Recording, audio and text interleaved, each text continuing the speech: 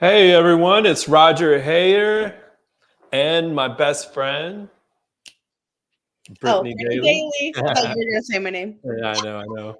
That was a little curveball there. So Rosie will be jumping in and joining us here in some time. And Bree, I'm so excited about today's show. So, who's this real estate show for? It's for everyone and anyone. Um, we it's for our first time home buyers. It's for people buying their second home and investing in real estate. It's for anyone who's buying their dream home because at the end of the day, we do believe that all real estate is meant to increase our wealth. And that's exactly what our goal is here at Rivet Real Estate. And the show is also for our colleagues in real estate because at the end of the day, we're all in this together and it's about leveling the playing field. With that, let's get our show started. What's this graph?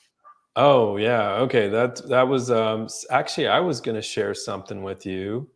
There's a really good book that I'm reading right now, Bree. Let me see if I can pull it up real quick. Okay. We'll get to this graph in just a second. Um, Here. I'm going to share this really good book that I'm reading currently. And okay, perfect. It's called The Algebra of Wealth, A Simple Formula for Financial Security by Scott Galloway. And we're going to discuss some of the key points in this book that I feel like everyone who's thinking about growing their wealth should know about. And matter of fact, if you're thinking about owning real estate, it's really important to know what's going on in the macroeconomics. It's really good to know what's going on in just human psychology so that you are better positioning yourself for success, for generational wealth. And I'm going to jump right into some of the stuff that I gained from reading this book today. So, one of the things that the author talks about, he says, wealth is not a matter of intelligence, it's a matter of arithmetic. And what that means for me is like it's a math equation. And a lot of what we talk about here on the show is how much can you buy the property for? How much can you rent it out? Is there any positive cash flow? What does appreciation look like? And that's the kind of stuff that you want to take in consideration. You want to spend your time on that sort of arithmetic. Now, the second point he makes is that you want to build your wealth in terms of understanding what your burn through rate is, what he calls your burn through, right? Many of us have heard that term before. Wait, Roger, I'm sorry. Yeah. Before you go through the burn through, can you say the first point again? Yeah. Wealth is not what?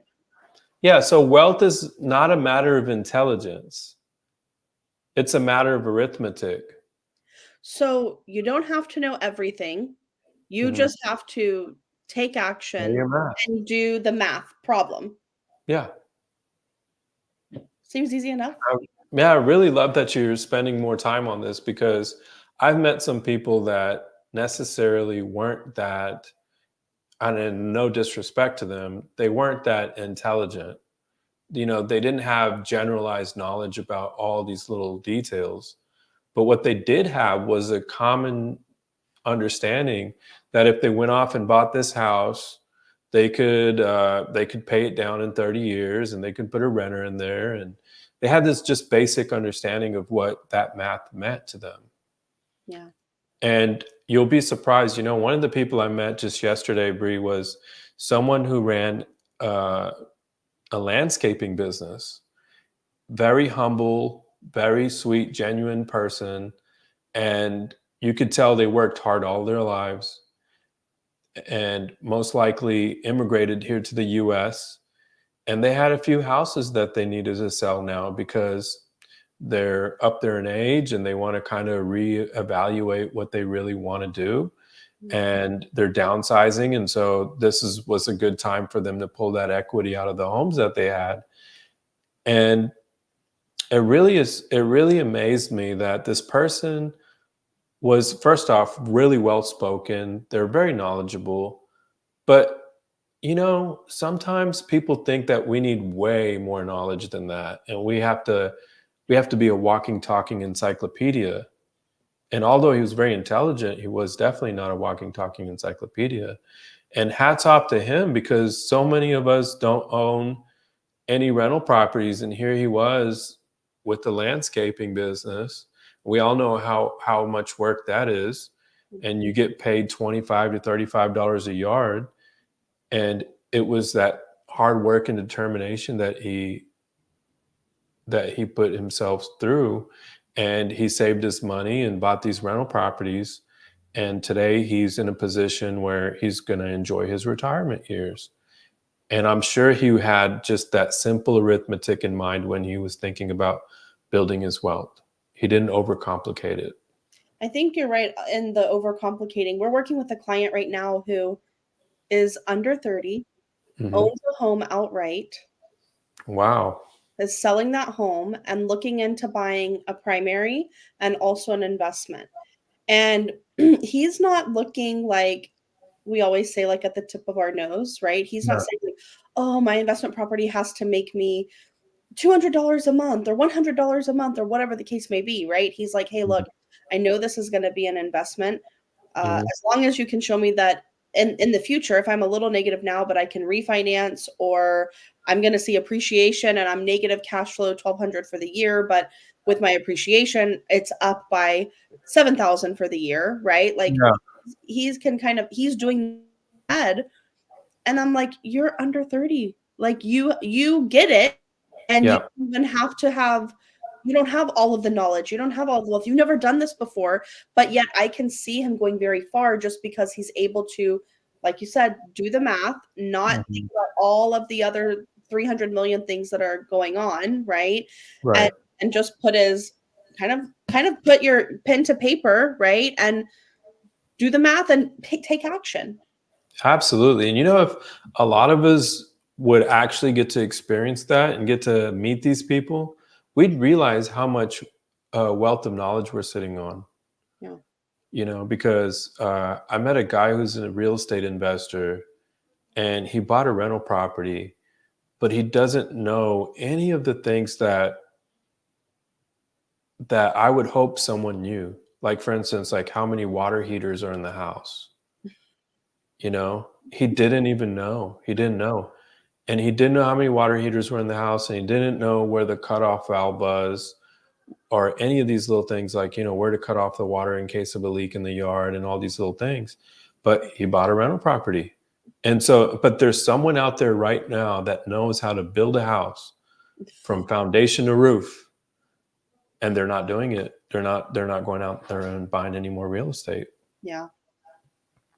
So that was really encouraging. And the second point was that understand your burn through rate, which is basically all your expenses in a year. Figure out how much it takes for you to live on. And then, I guess for our younger people that are watching out there, they're going to experience some fluctuation in that number. They may get married and have kids, and that number may go up. And then the kids move out of the house, the number goes down. And the author says the older you get, the more refined that number is, and you find your happy place. Mhm. But basically, you just calculate your 12 months, then you multiply that number by 20% for taxes or whatever, and a little cushion, in your math, and then you multiply that number, and let's just say once you've reached that number with the 20%, it's 80K.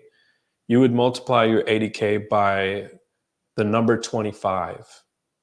And there's a reason to why he chose the number 25. And that would be the number that you need in assets working for you. And so if you had $80,000 burn through after taxes, you would need $2 million in assets working for you in Mm. order to like offset your expenses. And of course, if that's the number you need, and that's the number you need today, with inflation, it's going to be a lot higher into the future, right? Yeah. Yeah. That's why it's even more important to get started right away. So your burn sorry, just so I make sure I'm understanding. So you take your burn number, which Hmm. is whatever you spend for the year. Yeah. Multiply that by 20%, add 20% to that. Yeah. Multiply that number by 25. That's right. Big number. If we took the 80K example, we multiplied that by 25. That's $2 Hmm. million that we would need to have in assets in Hmm. order to be wealthy or retire or I would say that then what happens at that point is that you know how all of us have this. I guess they interviewed. This is a good point that you're bringing up here. What happened is they interviewed these senior citizens, and they said, "What's your biggest regret?" And a large, overwhelming number of them said their biggest regret was living with anxiety. And a lot of that anxiety that they were experiencing was financial anxiety. And one of the ways to offset that is by having these assets working for us and generating some money. But he says you don't create this wealth to give up your day job. You create this wealth so you can feel good about going to work. And let me see if I can find it here. It's a really nice quote. I think you would like it. Um, yeah. So well, what do while you think you're of this, looking while I for look that up? I really like what you said is, you don't acquire this wealth to quit your day job. Hi, Ro. Oh, wait, she's here, huh? I'm That's the so best excited. surprise. I just wrapped up my call. I'm not going to interrupt. Keep going. What are Uh, you talking about? we're talking about this book that Raji's reading. Um, wait, I was just gonna say something, Raji. You said that Please share. We this cannot book bring her up to said, speed. you don't create this wealth to quit your day job. Yeah. You create the wealth so you feel good about going to your day job. And that I think a lot of people when I've had so many conversations with people who are investing, and at the beginning some people are like, I need to make $200 a month or $300 a month, and then it's like, is that $200 a month going to retire you? Like, it's not. I don't know where this number comes from people that I mean, if that can retire you, wow, great, like, cool. I want to live how you're living, right? But I'm always wondering, like, why are people saying $200 or $300, even $500, right? Like, $500 isn't going to retire you. Can y'all hear me okay? Yeah, we can hear Yes, you great. Okay. I think I can answer that question. please. So imagine this. It is a law of reciprocation. In their mind, when somebody is buying a property, they're putting 10% down, 20% down, right? So let's do a simple math. Somebody buys a property for 200K and they put 20% down, that's 40K down. So when somebody puts 40K down, Mm. the real scenario in their mind is that, what am I getting in return? Ah, Something tangible that they can hold on to. Because if it's not tangible, it's hard to imagine.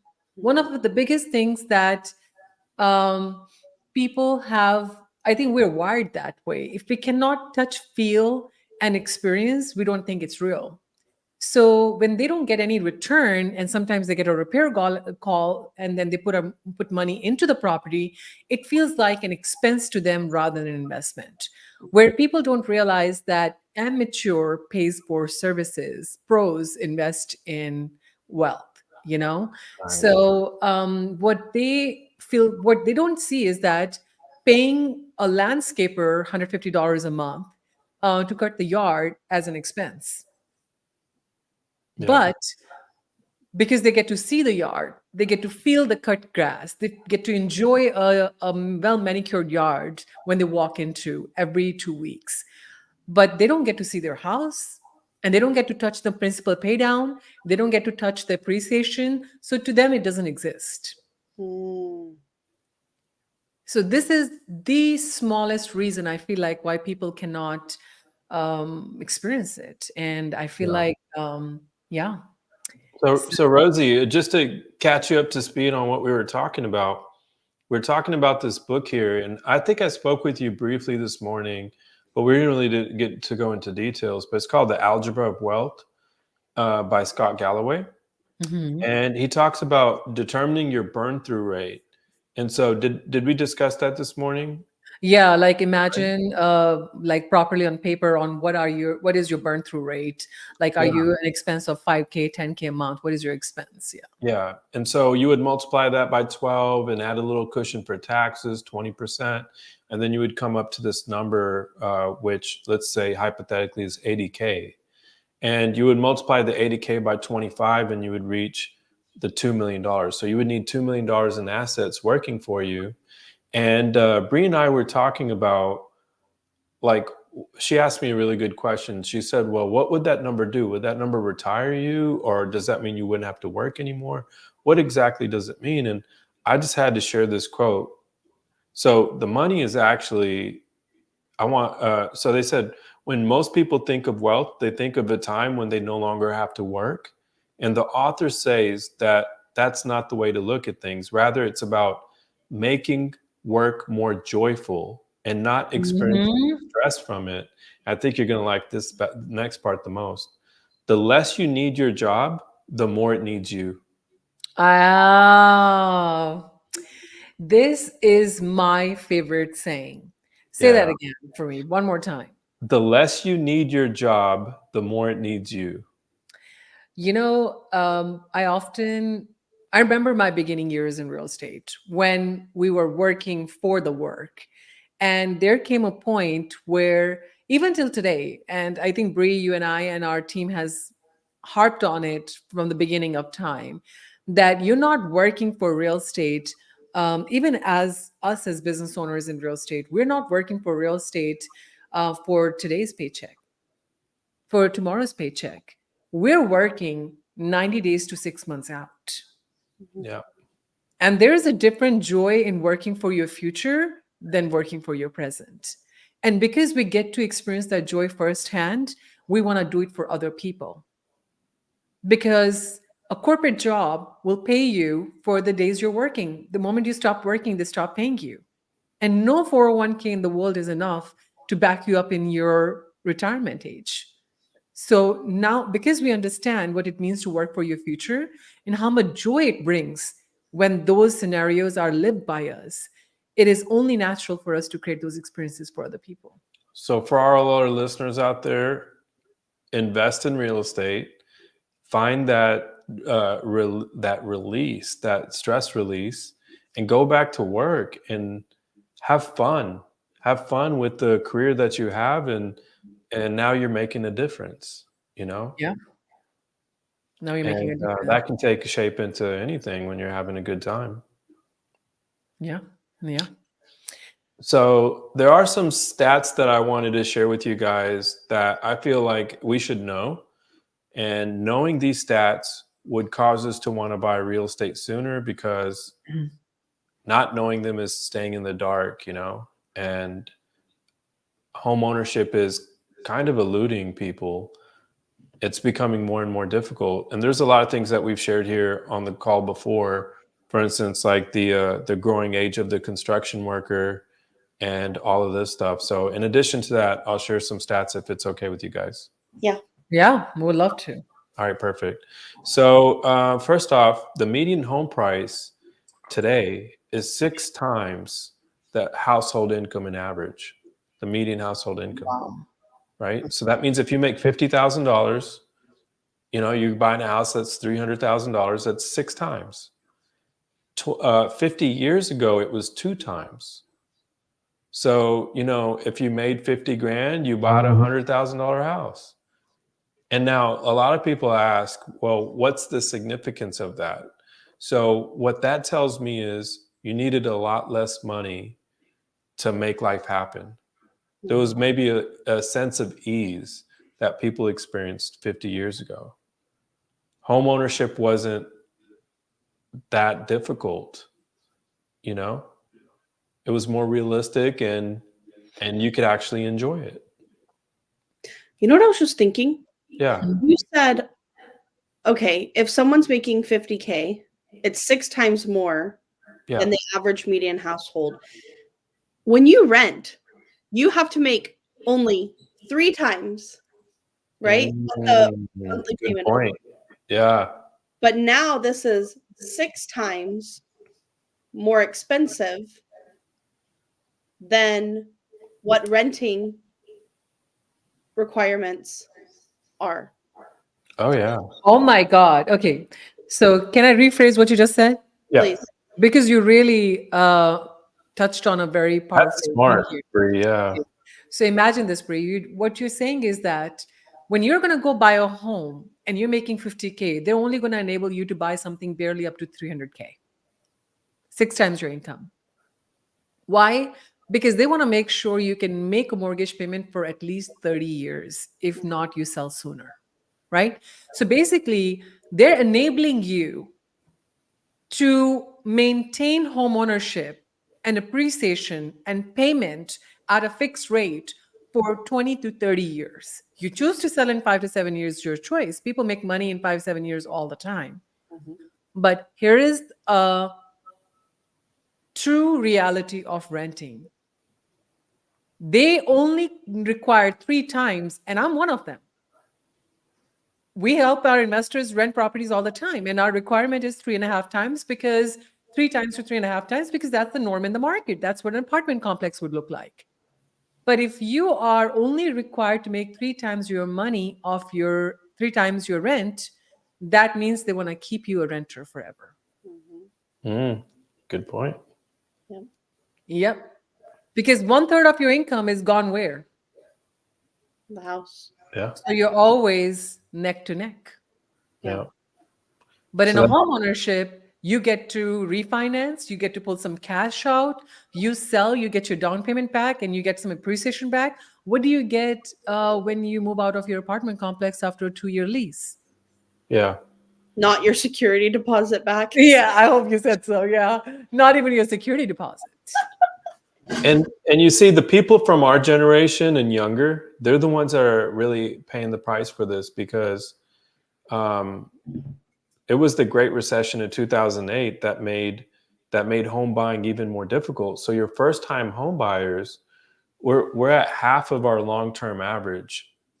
You know, there's not enough first time home buyers out there. Now we might tip that scale, and eventually, there might be a wake up that happens and people go back to owning homes. But for the moment that we're in, a lot of these younger demographics are choosing renting.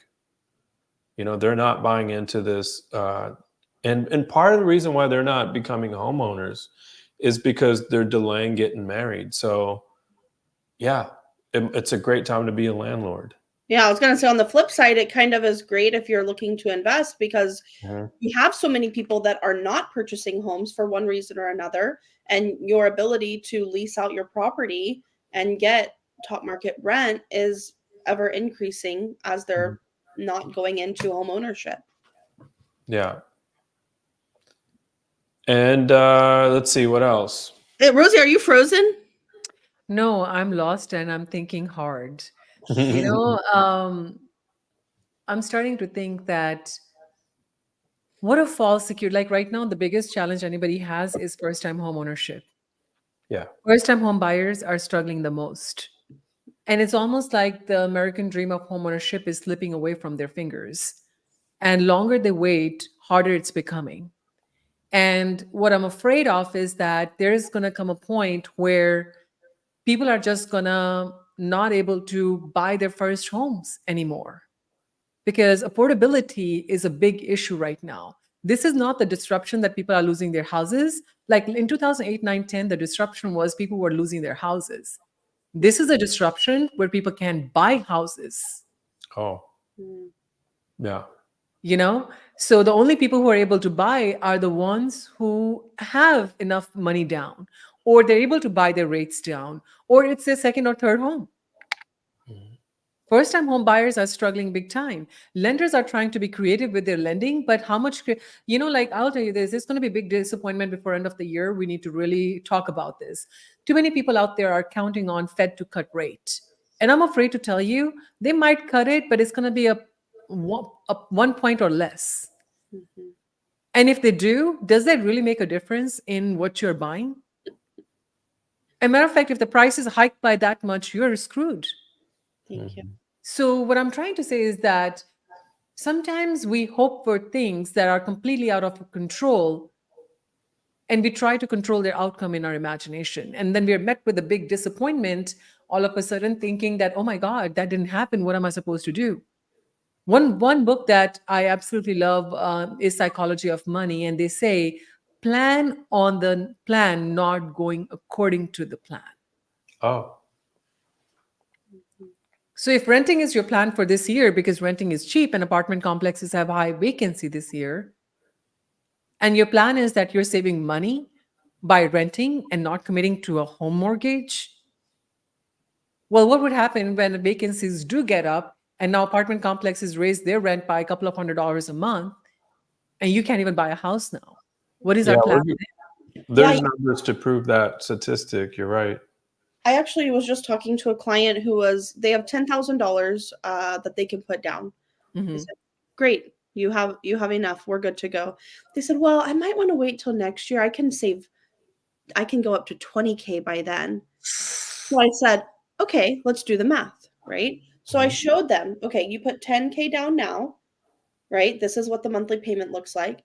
I even said, okay, let's just say what if the price was the same, right? You and I both know that it'll probably go up, but let's just say it's the same. It barely affected their monthly payment by like $30, $40. It was nothing. Hmm. I said, you're going to wait a whole year. And what's going to happen is the prices are going to increase. Then your payment's going to be even higher at that point. We don't know what the market is going And to then look you're going to say, let me save another 20K. exactly. And then we're going to be 5 years down the line when you could have made great money, but from the time that you bought until these next 5 years. And Mhm. instead, if they were to think, okay, 10K this year, buy a house, 10K next year, buy another house, maybe they would need to save obviously more than 10 because they would need 20% down, and maybe they can spend 2, 3 years saving up that money. But ultimately, what that would do is Hold they on, what's would happening with now. your microphone today? Yeah, You can't hear me? we can hear you, but it's like When you do this, it goes somewhere else. Oh, oh, okay. I think my shirt's probably. Is it better when I do this? yeah. Yeah, yeah, yeah. Oh, okay. So I think that's the thing that I think our clients and our friends and our family, if they could better familiarize themselves with the idea of what is their burn through rate and Yeah, how much do they need in assets and how to get to that asset number quicker, I think that's would right. do a great service. Yeah. That's right. And I think what would be a great help, and this is something that I'm starting to do more and more often, it would be nice if we can just put a quick diagram together for our clients to visualize with us and paint a vivid picture in your mind. With me, I have realized that if we put something in a diagram form and we can show them, okay, this is your burnout rate. You multiply it by 20%, this is the amount that looks like. You multiply by 25. 25, this is what the amount of assets you need. So they can really quantify why it is important for them to pursue this over pursuing a 401k, Yeah. you know? And we have track record, we have case studies to prove it, why people should be doing it. Yeah. Yeah. Well, Rosie and Bree, I think this next number is even more frightening. And again, we're not trying to scare anybody, but not knowing this stuff and being in the dark about it isn't helping anyone either. So just 50% of people are making as much or more than their parents at the same age. 25% of Gen Zers don't believe that they'll ever have enough money to retire on. So currently it's a coin flip whether or not someone's making as much as their parents in their 30s. So I mean, so 50% of people are making as much or more than their parents at the same age. And 50% of people are making less. Making less, yeah. That's Mm, crazy. Yeah. mm, mm. So Hmm. the earning disparity Yeah. oh We need really? The to, we earning need disparity is wider. Home ownership is eluding them. And so like that just tells me that if you're in a position to buy some real estate, you need to do that now rather than waiting because these are the people that are going to be renting from you. And I mean, it's going to be a great time to be a landlord. And it's our responsibility to make sure that everybody can be landlord. Yeah. You know what's crazy to me? I keep seeing, everyone sees on the news doom and gloom, whatever, whatever. But I find it interesting that I went to Hutto to show a home before this, Mhm. going through Round Rock. I see a brand new community that says townhomes for rent. It's a Oh, community. So a cool developer is community. building a new community, renting out, and they're not joined. They're like almost like single family, but it's townhome, right? For rent, a whole community full You of them. know, Bree, somebody needs to go to our webinars from last year where we talked about that builders are building communities for rent. Yep. So if builders are starting to build communities for rent, you should be owning or renting. Owning. Rosie, it's so funny. I was reading some post somewhere the other day. I don't remember where it was, but the girl said, if you have money to go out to eat, you have Hmm. money to put back in your business. Ha And ha. I You know think what? yeah. There's something called intellectual humility. It means acknowledging what you don't know is the dawn of wisdom. Acknowledging what you don't know is the dawn of wisdom. Mhm. Wow. Jesus. Louise. Wow. It's called intellectual humility. So admitting, hey, maybe I don't know everything Mhm. is a dawn of wisdom. Like now the wisdom will finally land it because the whole time you're full of it, right? Like I don't need it. I already know. I already know what's going to happen next. I don't need. So how can something even penetrate this brain? It can't. It Our, won't. our intellect is, yeah. And I'm so glad that you mentioned wisdom because in this book that we're discussing right now, chapter one is about stoicism. And they discuss the ideas of courage and wisdom. And there's a quote from Epictetus, which mhm, is wisdom is the ability to identify and separate matters so mhm. that I can say clearly to myself which are external and not under my control, and which have to do with the choices I actually control. I was going to say something here. Mhm. Work here. Okay. So it sounds like wisdom is knowing what you can control and what you can't control, and that your choices impact everything. So, so on that note, people are probably wondering, okay, why should I listen to you? Why Mhm. should I listen to your webinar and make a decision? Who are you? What credibility do you carry? We work here, we live here, and also we invest here. Mhm. That's why you should listen to us on what's happening in Texas. Now, I know there are a bunch of YouTubers and Instagram and TikTokers out there who have a lot to say about Texas market and they don't even live here. So I'll tell you this, pessimistics are going to be always right, but optimistics will be rich. I like that. Yeah. So you go ahead and spread all the negative news. You're going to be right. At times, things will go down, but your pessimism won't let you take action. Yeah. And Yeah. that's why optimists are always rich because they keep on going even when things don't look right. Yeah. I didn't say that. Who said The person who trained me in real estate said that. it? Yeah. So, yeah, go ahead, Roger. Oh no, I just wanted to share this when you were finished. Are you finished making that point? Oh, yeah, I'm finished making that. Oh, okay, definitely. Okay, cool. So I was just going to jump into home prices now, and I had a few graphs to share about that. So, we're talking about inventory and whether it's gone up or gone down, and there's been some shifts in inventory, and obviously that's to be expected. But basically, the month over month prices have increased in Austin and the least in San Antonio. So I think inventory jumped in San Antonio as well, but it's titled "Home Prices Stabilizing," and I think Bree, you had shared a news report, and I didn't have a chance to pull it up. It talked about prices stabilizing, or I think actually the news people do a really good job at making it scary. But I read the report, and it was basically saying that a stabilization is a really healthy thing. And but I'll share some more graphs with you guys to share with you Wait, what happened with pricing over this time frame.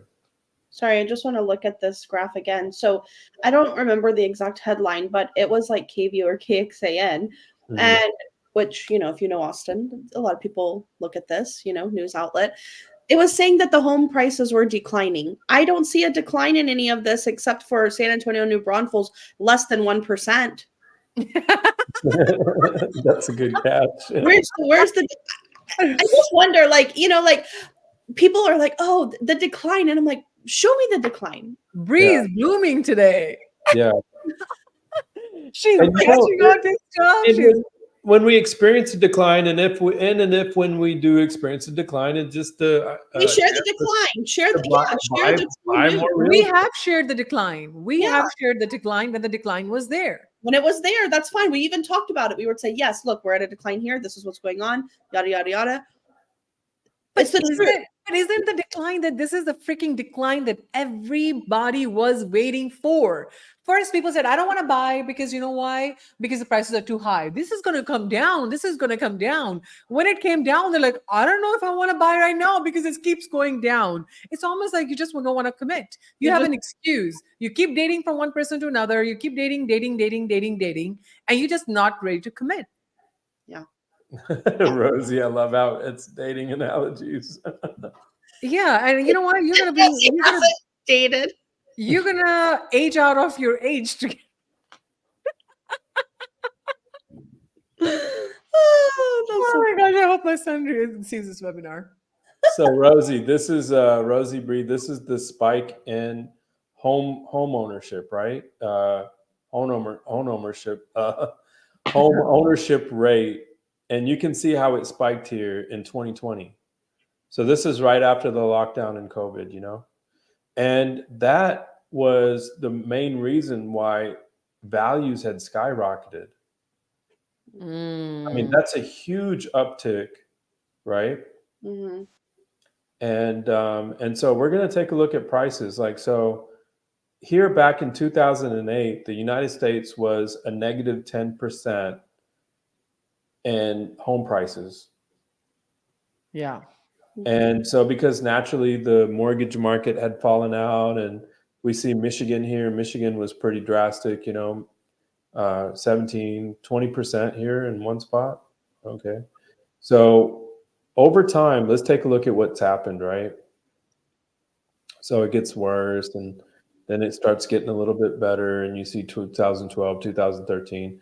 Now this is a real the market's improved, prices are going up. Overall, it's an 8.7% increase in values, 9.5%. We get into 2015, 2016, 2017, 2019, things are really heating up. And then right when COVID hits, 2020 and later, things start to really turn this dark blue. You see the dark blue here? So we have 21% increase in values in 2021 in Travis County. Williamson County, 22% increase in values, right? And Houston is 8 to 9, 10%, but you can see the real 18, 20% increases in Austin. And we And go, United States was only at 14 at that time. yeah, 27% in Travis County, right? And that's above the national average, 30% in Williamson County. And this was way above the national average. Mhm. And so, It's like double the national average. yeah, double the national average, right? And then, so let's look at that where it's the 19%. I mean, 30%, Williams, that's quite a bit. And then, so now we're going to talk about after after interest rates have gone up. Now you see what's happened as interest rates gone up, things have calmed down quite a bit. It's 8.5% increase in home values, right? Now in June 2023, is where Travis County was down 10%. Okay, and now we're in 2024, and things are turning. If you see the surrounding, they're turning blue again. The worst is behind us. If you look at this map, and I know you guys are really smart people, in 2023, once it was turning yellow, now we're starting to see the blue pop back into the picture, right? So a lot of these geographic regions. Well, you go to now. Or there's just a shift. Yeah, let's see what we're at. So United States is at 5.3, and Travis County is at negative 1.4. Mm-hmm. We needed to drop. Yeah. We were at 30%. Yeah, yes, exactly. We were way too overpriced. That was not sustainable. Yeah, jobs were not going up at the same rate. The job growth for salary was not happening at the same rate as the home prices were going up. And I'll tell you this, the only reason people were able to buy homes at high prices because they were pulling their money out of high stock market gains and throwing 60, 70, 80,000 above asking. 10% above asking. And we had out-of-state people moving into this state. But I'll tell you this, all the out-of-state people moving into this state got a reality check very quickly because Texas is not 1% tax rate state. Our tax rate is 2% to 3%. Yeah. So affordability gets challenged very quickly when the prices go up because property taxes go up accordingly. So I would tell you this, guys. I don't know, like today I'm kind of in my head and I'm listening to you guys. I see very clear path to opportunity, clear path. And I know exactly who I'm going to be speaking to make it happen. Yeah. And if we are overspending time, right now is not the time for pessimism. Mm-hmm. I'm not even going to argue with them because they're going to be right so many times along this journey. I'll meet them 5 years later. And I ask them, all those people who were trying to not take action in this market, I want to know how much wealth you have accumulated now. Yeah. And all the homeowners who were going to throw away money in rent, I'm going to have a optimistic party. I said, come thank me. Hey, I like the title of the party. And I'll get you a cocktail hand delivered to you, well crafted by the mixologist of Texas. In your cowboy hat and a big belt buckle and cowboy shoes, let's do tap dance together and thank me for helping you get into a property. How about that? Rosie really wants to have this party, I feel. I am. You know what? 10 years later, I'm going to call each of my clients who bought properties and have made hundreds of thousands of dollars. And they're going to call me, Rosie, can you help us sell this property and get another one? I said, no. First, thank me for the money I made you first. Yeah. Yeah, I want more friends that are closer to their burn through rate.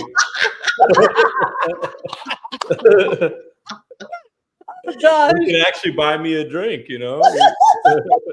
Oh, yeah. I said, for you to be my client, I got to have a criteria because you can't fail on my clock. You can't be just sitting there and just wondering when I'm working and screaming off the mountaintop and telling you what to do. At some point, we got to have a reality check. You're our responsibility. Your success is our billboard. So let's not just sit there and wonder what's going to happen a year later. Yeah. I'm telling you what's going to happen a year later. Prices are going to go up. Yeah, no, that's absolutely true. And I would love to share more graphs and stuff with you guys. But look, I can share just a couple of more things. But I think we could definitely move on to the next segment of the conversation, which is brief. Can I say something funny? Can I say something funny? This is not real estate. So last night I was ordering toothbrush heads from Amazon. Mm-hmm. Okay. It's going. Okay. So toothbrush heads on Amazon. And I was like, So two Philips Sonicare toothbrush heads, diamond clean, are $29.96 on Amazon. And if somebody's worried about extra $30 payment on their home, brush slowly. Yeah. Use your Oral B. Pull out the Oral B rather than the Sonic Care. I have to say that because I literally had this thought last night. Just brush slowly. Don't have like so much brushing going on. Don't wear out the bristles. Is that what Yeah, you're yeah. saying? Thanks for completing my sentence. You go for it now. That's funny. No, so housing costs remain elevated, right? After declining briefly in 2023, home prices ended the year up 5.6% annually and continued to rise in early 2024. Let's see. I'm just giving you the meat and bones of all this. You guys don't have to. Although rent growth slowed in 2024, rent remains up 26% nationwide since early 2020 after pandemic era growth. So I think we also heard a lot of our colleagues talking about that, where I think it was someone mentioning that they had sold a rental property that they had because they weren't cash flowing as much as they'd like to. And then post pandemic, it had just shot up and they were kicking themselves in the butts for selling that property. And I think Rosie says something that I really admire. And I think I haven't heard anyone else say it before. She says, only sell a property if you're going to buy another one. Mm-hmm. And if you're selling a property today at a lower price, you think you're selling it feel like you're selling it at a lower price, but you're also going to be buying your next investment property also at a lower price. I So say it all the time. I said the only people who lose money in real estate are the ones who sell the property and then sit on the sidelines. If you're selling and buying, selling and buying, selling and buying, you are always making money. There is no down market for you. There's no recession for you. And there's no depression for you. yeah. Rosie added that last one. That's a little real Britney laugh. Put that clip and show people how she really laughs behind the scene. I love her laugh. I always joke about it. I said I could never take her to a funeral. She's gonna laugh and make all us look crazy. So, hey, so look, I love guys. y'all. I Look, just want to tell you, I love you all. I just want to say, there are two people in my life who I have to never convince of doing the right thing, and it's both of you. Both of you. Oh my gosh, like you get behind a good idea all day long. We might not agree on all the things. Okay, I'm not saying that they agree with me all the time. Behind the scenes, I have to tell them, don't contradict me publicly. oh my gosh. I'm like, hey, I don't have a comeback for your comeback, okay? So just say yes. Your brother's face. I don't know what to say to that. Like, what am I'm supposed to overthink everything all of a sudden? Hashtag Monday meeting. Yeah, that was fun. Oh, so funny. And Brittany is like, guys, you both are saying the same thing. What? You just have a different way of saying it. I was like, hashtag married life. Look at Roger. He's Gotten into you today. What? What's gotten into Rosie today? Joy. I'm so excited about what's happening in the next 6 months. Get out of my way. So, guys, long story short, I'll save everybody the time. We don't have to read those articles. There's been a pullback in the multifamily construction because naturally vacancy rates were high. And they're expecting all of that to catch up, right? The demand to catch up. And now we're not going to have enough apartments again. So that's a temporary. The rents are going to go up. And rents are going to go up. So now I checked we're tracking it every week. The vacancy rates are down to 13.8%. Ouch. So I know From where? Well, we started off at 15.5%. So vacancy rates are starting to go down. So vacancy rates going down, let me tell you what that means. Supply is going down. Supply is going down. So let me just translate. When supply goes down, price goes up. And it's not the housing price. This is rental prices. So this is for all the apartment renters in the market. Listen. Buy a home. Yeah. And landlords, please, when you're looking at our sheets, you see a little bit of negative cash flow, just know next year it'll probably go up. Yeah, get over it. Bree, how's new construction? Hmm, what do you want to know about it? No, she's like, okay. Do you want me to talk about I look like you gathered 100 data points. You're yeah, like, I don't know which one. she's You like, wanna spew do you things want to out? talk about their yard size? Let me tell you something. You're gonna get shorter yard, shorter houses, and less square footage for the same price as resale. Oh, that's ouch. But interest rates, they have this magical way of buying the interest rates down to lure all the buyers into these teeny bitty tiny homes, and then they're priced at the same price as a big 3,500 square footage home. So, which part of the conversation you want me to swing on? Because you know what? I have to be nice to the builders because the builders need us and we need them. We want them to keep building because if they stop building, what's going to happen to the housing prices again? Shut up. Affordability is already not doing good. Yeah. Now, you know what? There was something I was reading where they're saying that people are gonna next year are going to be spending, or it's just a forecast that people are going to be spending a lot of money on their homes that they've procrastinated on spending. It's some deferred maintenance. Yeah, I have. Me Yeah. too. Yeah. So we've deferred a lot of maintenance, but this is the mortgage rates, right? So a lot of the homeowners there are having below market mortgage rates, and I think those are the troublemakers right now. And I think they're gonna actually, you know what? Just to speak on that a little bit more, they're actually the ones who are not moving and keeping the market propped up. So there's no collapse there because who wants to give up their mortgage rate? And we've continued to see, lesser sales than we have historically. Hmm. Cool. Uh, I'm just trying to see if I can say something smart on that. Uh, At least you admit it. oh, I want to say one thing. One of my real estate mentors told me one thing. They said, you can have anything in your life you want. You can have anything, but you just can't have everything. Oh, Man, Rose is just dropping little wisdom bombs. I'm gonna write that one down. So if you want lower interest rate and you want lower prices and you want a larger home and you want all And you of want these it in the perfect location. and the perfect condition and a perfect primary bedroom, primary master bedroom, and perfect flooring and location condition, then guess what? It's called everything. You can have anything, but you can't have everything. I'm probably the easiest person that ever bought a home. I walked into a house and I said, "Yep, I love this one." No, it's not that. You have the easiest wife who lets you buy the home wherever you want, And I whenever think you I said want. yes to like 6 different houses.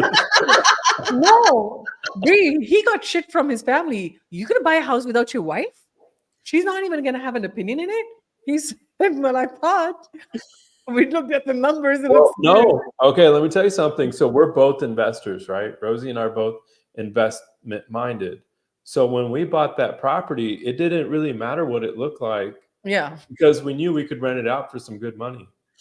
Oh, so So what was the first point that you had from your book? You don't have to know everything, you just have to do the math. you just have to do the math. It just has Yeah, we were the first time home buyers. We were living in a hotel and we Rosie needed a wasn't home. here for that one. So wealth is not a matter of intelligence, it's a matter of arithmetic. Arithmetic. And I was good at arithmetic. Because she's intelligent. She's always been good at I arithmetic. always do simple math. She's like, simple math.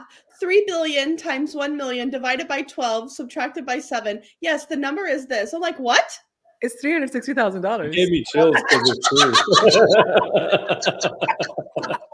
3 million plus 4 million divided by 12. Bingo. 4 million divided by 12. Very, very close. Okay, I know we probably need to wrap up because we're Yeah. getting to an hour, but I want to say one thing about you can have anything but not everything.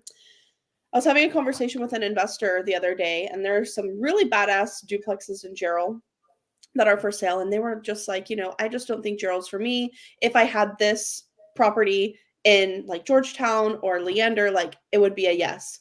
And I was like, yeah, if you found this property in Georgetown or Leander at that price point, I would say yes too. Well, guess what? I said that's not going to be the price you're going to get in Georgetown or Leander. And I just saw 2 properties, one in Georgetown, one in Leander. The rents are the exact same as the one in Gerald, and the price point is $200,000 more. Oh, and So guess you what? can have it. No. Guess what? They probably bought it. It probably sold. Yes. You know why? Because people don't do their arithmetic. Mm. They're going with the herd. Nobody heard about Gerald. Everybody heard about Georgetown. By the time they're going to heard about Gerald, it's going to be some other town that's going to be more better, but they're going to want to buy in Gerald because it's a proven thing. Yeah. It's a certainty. Yeah. I've heard about Georgetown. People know about Georgetown. I should buy in Georgetown. That's how people make decisions. Yep. Mhm. Yeah, I'm over it. Awesome. All We're All all right. over it. So, not with the conversation you and I had yesterday. That is still on. Oh, is it? I don't even remember that conversation. I remember that. You don't have to. Oh, are we going to have it at Coffee Social tomorrow? Oh, that You don't want that conversation on conversation. Okay, guys. Today we delivered 56 minutes and 26 seconds of value, and I hope you guys love it. We get great feedback, and a lot of people tell us that they watch it on their drive from one city to another. So we try to make it more entertaining, more real. And guys, biggest gift would be if your life is better because we were together. And on that note, have a wonderful week. Can't wait to see you next week, and love you all. Yeah, absolutely. Thank you so much, everyone. Have a great day. Bye-bye.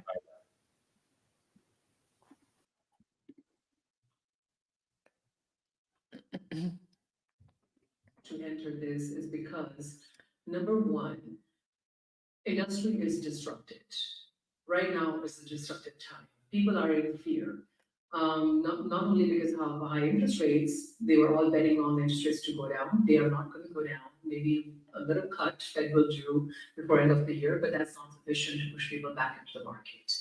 And the only 2 ways of real estate training that is available in the market is either NLP or Tom Ferry kind of people. I'm not sure if you're familiar with him. He is the go-to guy for real estate training.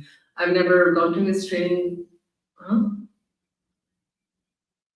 No, NLP. God bless my accent.